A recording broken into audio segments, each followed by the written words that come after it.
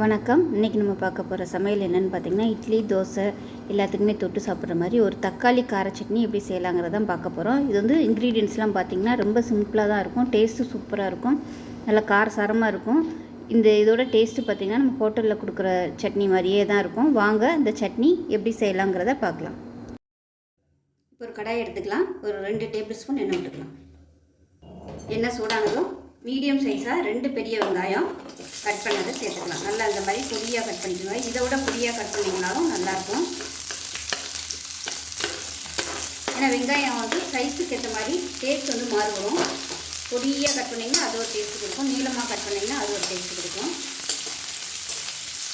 அந்த வெங்காயம் நல்லா கண்ணாடி பழத்துக்கு வதங்கட்டும்.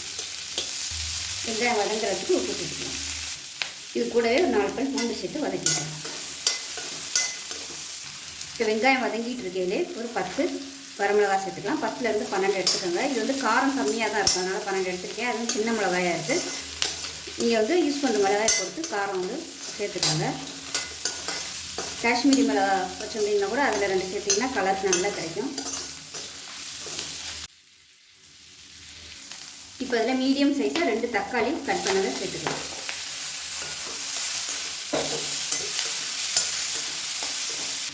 இப்போ இதில் ஒரு சுண்டக்காய் சைஸுக்கு புளி சேர்த்துக்கலாம். புளி சேர்த்திங்கன்னா டேஸ்ட் வந்து நல்லாயிருக்கும். எல்லாமே நல்லா வதங்கிருச்சு. கொஞ்சம் அமர்த்திடலாம். இப்போ நல்லா ஆறிடுச்சு. இது மிக்ஸி ஜாருக்கு மாற்றிக்கலாம்.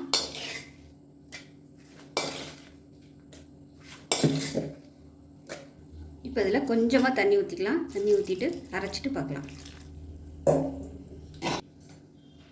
இப்போ பேன் சூடாகிடுச்சு. கொஞ்சமாக எண்ணெய் விட்டுக்கலாம். தாளிக்கிற அளவுக்கு எண்ணெய் விட்டால் போதும். எண்ணெய் நல்லா சூடாகிடுச்சு. 1 டீஸ்பூன் கடுகு, 1 டீஸ்பூன் கடலைப்பருப்பு, 1 டீஸ்பூன் சீரகம்,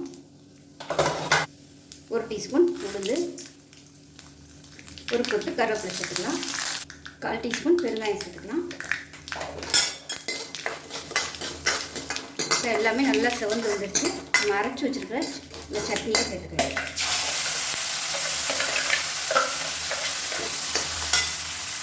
சேர்த்துட்டு கேஸ் அமர்த்திடலாம். அந்த சூட்லேயே வந்து பரட்டி விட்டிங்கன்னா போதும்.